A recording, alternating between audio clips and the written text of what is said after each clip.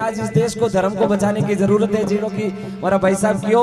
और अगर इस देश में धर्म को बचाना है तो एक बार मोदी को वापस लाना है, ये मेरे दिल की इच्छा है। अरे आप लोग माने या न माने, ये व्यक्तिगत राय है और ऐसा मौका बार बार नहीं मिलेगा, क्योंकि वो कहावत है कि जब जब भार बढ़े भूमि पर, जब जब भीड़ पड़े भक्तों में आप लिए अवतार। अरे सौवरियारी महिमा ऐसी अगम अपार।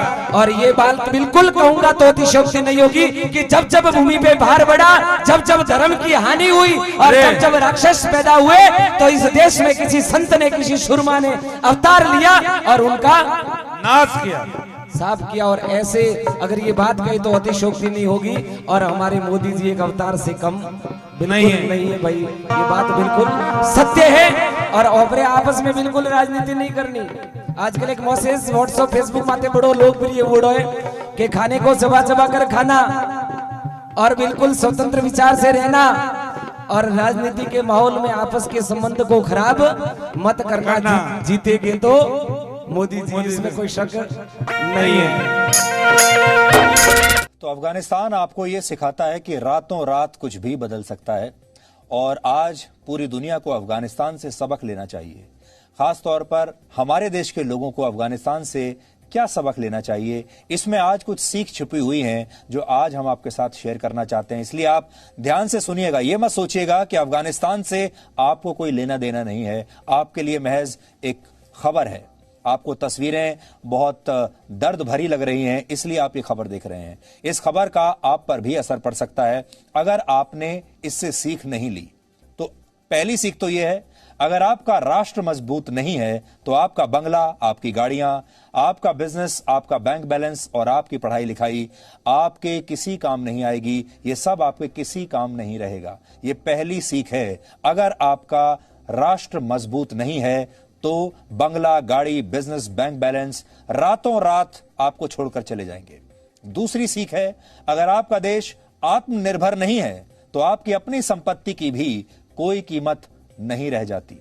ये आपकी दूसरी सीख है, क्योंकि अगर आपका देश अफगानिस्तान की तरह बन गया जो दूसरे देशों की मदद पर आश्रित है, दूसरे देशों की सेना पर आश्रित है, तो फिर आपका भी यही हाल होगा। आप खुद कितनी भी संपत्ति कमा लीजिए, अगर आपकी सरकार में कड़े और बड़े फैसले लेने की ताकत नहीं है तो आपकी ताकत का भी कोई वजूद नहीं रहता। ऐसी स्थिति में आपको भी किसी दिन हवाई जहाज से लटक कर भागना पड़ सकता है। यह आपकी तीसरी सीख है।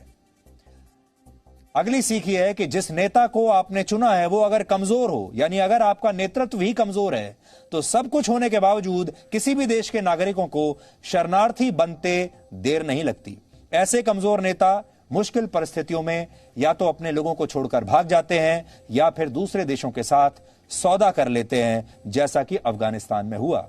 इसलिए वोट देते समय हमेशा यह याद रखें कि जिस नेता को आप चुन रहे हैं, जिस सरकार को आप चुन रहे हैं, वो आपके लिए और अपने देश के लिए मजबूती से खड़ी रहे, भागेगी नहीं। और सबसे बड़ी सीख यह है कि जाति, धर्म, डर और मुफ्त की चीजों के नाम पर आप किसी को भी वोट मत दीजिए। वोट अपने देश को मजबूत बनाने के लिए दीजिए। यह सीख अफगानिस्तान के इस संकट से आज भारत के हर नागरिक को लेनी चाहिए।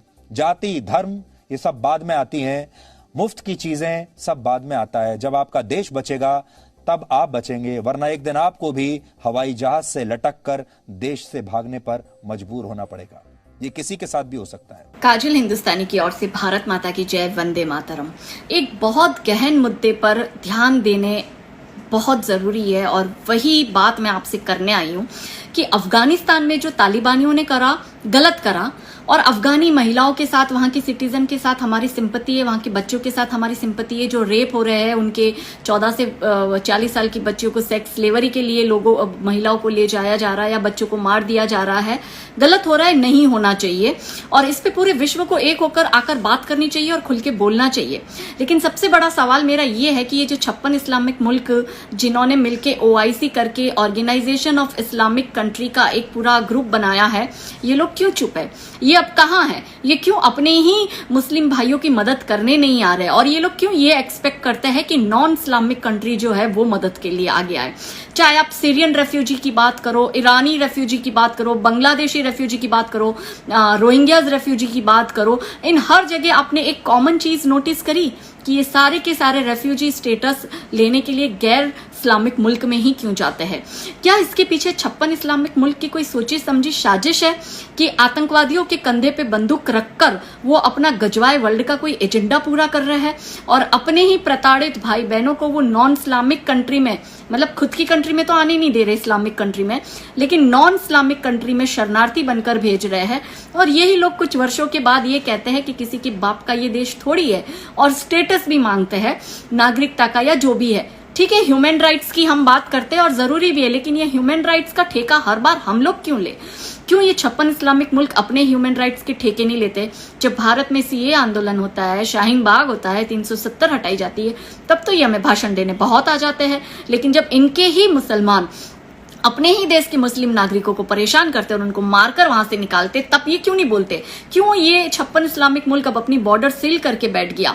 और क्यों भारतीय मुसलमान इस बात पर बोल नहीं रहे हैं? जब सऊदी से ऑक्सीजन आता है तब तो बहुत चिल्लाते हैं कि मोहम्मद के शहर से ऑक्सीजन आया, तो अब मोहम्मद के शहर में इन अफगानी शरणार्थियों को शरण क्यों नहीं दे रहे हो? क्यों भारत को कह रहे हो कि इन्हें शरण दो? तो ये जो आपका गजवाए वर्ल्ड का एजेंडा है ना, ये मैं दुनिया के सामने लाके रहूंगी और ये असलियत बताऊंगी कि ये लोग सिंपैथी पा पा के नॉन इस्लामिक कंट्री में घुसकर उसको इस्लामिक देश बनाते हैं और इसी तरह से अपने गजवाए वर्ल्ड का एजेंडा पूरा करते हैं और इनमें इनका साथ देते हैं ये 56 इस्लामिक मुल्क पूरे के पूरे। इसलिए ये साजिश को समझिए, क्योंकि ये साजिश जो है वो बहुत बड़ी है। जय हिंद। मुसलमानों की अच्छी खासी संख्या थी। नारायण सिंह को कई लोगों ने समझाया कि पाकिस्तानी फौज से लड़ते समय डोगरा सेना के मुस्लिम अफसरों और जवानों को न भेजा जाए, लेकिन नारायण सिंह ने बात नहीं मानी। उन्होंने कहा कि मुस्लिम जवान भी कश्मीरी हैं और वो किसी भी हालत में विद्रोह नहीं कर सकते। यही भरोसा उन्हें ले डूबा। लड़ाई की पहली ही रात डोगरा रेजिमेंट के लेफ्टिनेंट कर्नल मोहम्मद असलम खान ने कश्मीर के राजा से गद्दारी कर दी। उसने कर्नल नारायण सिंह की हत्या कर दी, साथ ही पूरी डोगरा कंपनी को मौत के घाट उतार दिया। पाकिस्तानी घुसपैठियों के साथ मिलकर उन्होंने कश्मीर का पहला मोर्चा फतह कर लिया। इसके बाद मीरपुर में लगभग 20,000 कश्मीरी हिंदुओं का नरसंहार किया गया। राजा हरि सिंह की सेना के मुस्लिम सिपाहियों ने सैकड़ों हिंदू महिलाओं के साथ बलात्कार किया और मीरपुर कलेक्ट्रेट पर पाकिस्तान का झंडा फहरा दिया। ये सब होता रहा, लेकिन राजा हरि सिंह को इस धोखे की खबर तक नहीं लगी। उन्होंने डोगरा सेना के एक और कर्नल रहमतुल्लाह और मेजर नसरुल्लाह को राजौरी क्षेत्र को बचाने के लिए भेजा। कर्नल रहमतुल्लाह और मेजर नसरुल्लाह ने भी वही किया जो मीरपुर में असलम खान कर चुका था। राजौरी में डोगरा सेना के सारे गोरखा सैनिक अपने ही सेना के हाथों मार डाले गए। भारत और महाराजा हरि सिंह से गद्दारी और हजारों हिंदुओं की हत्या और बलात्कार के बदले में पाकिस्तान ने मोहम्मद असलम खान को फक्रे कश्मीर और हिलाले जुर्रत का तमगा दिया। कर्नल रहमतुल्लाह बाद में पाकिस्तानी सेना में ब्रिगेडियर बनकर रिटायर हुआ। इतिहास का ये वो सबक है जो आज भी याद रखने की जरूरत है, ताकि सेकुलरिज्म के नाम पर अब कोई देश के साथ गद्दारी करने की हिम्मत न कर पाए। डोगरे राजपूत भी थे, डोगरे जाट भी थे और जातियां भी थी, लेकिन हम सब कौन? काफिर। एक रोज ऐलान हुआ, काफिर 24 घंटे के अंदर अंदर घाटी खाली कर दे, लेकिन अपनी घर की औरतों को छोड़ कर जाए। मेरी माँ वहां जिन्हें राखी बांधा करती थी, भाई कहती थी जिन्हें वो, जैसे कि यहाँ भी भाई भाई भाई भाई कहती थी उन्हें। जो लोग हमारे बागों में घरों में काम किया करते थे, रातों रात उनकी नजरें बदली। 13 वर्ष की आयु सीमेंट के ट्रक में छुपकर भागना पड़ा वहां से अपना सब कुछ छोड़ के, खाली हाथ, नंगे हाथ, एक कपड़ों में। भजनलाल सोपुरी, संतूर वादक, देश विदेश में प्रसिद्ध। उनकी कोई प्रसिद्धि, उनकी कोई संपत्ति उनके अपनों के काम नहीं आई। उनके सगे भाइयों को, सगी भतीजी को सब कुछ खाली हाथ छोड़कर वहां से भागना पड़ा। लेकिन वहां हमारे साथ हुआ क्यों ऐसा? क्योंकि वहां हम संख्या में घट गए थे और वो दूसरा समुदाय संख्या में बढ़ गया था। और कश्मीरी भाइयों की तरह निराश होकर बैठी नहीं, भाग कर भगाए गए, यहाँ आए, पढ़ाई करी, नौकरी करी और वो नौकरी छोड़ी भी। जब देखा कश्मीर जैसे हालात यहाँ भी पैदा हो गए हैं, अरे हमें तो कोई संकेत भी नहीं थे, हमें तो रातों रात लताड़ के, मार के, काट के, बांट के भगाया गया था। आप लोगों को तो संकेत मिल रहे हैं, ऊंचे पजामे, गोल टोपियां, हर नमाज पे सड़कें रोकना, आपको तो जताया जा रहा है, बताया जा रहा है। सबसे बड़ा उदाहरण कश्मीर है, बांग्लादेश है, आपके पास तो बहुत उदाहरण आ गए, सब कुछ तो समझ में आ रहा है। संख्या जहाँ जहाँ बढ़ती है वहाँ वहाँ हम कटते हैं, बढ़ते हैं, भगाए जाते हैं।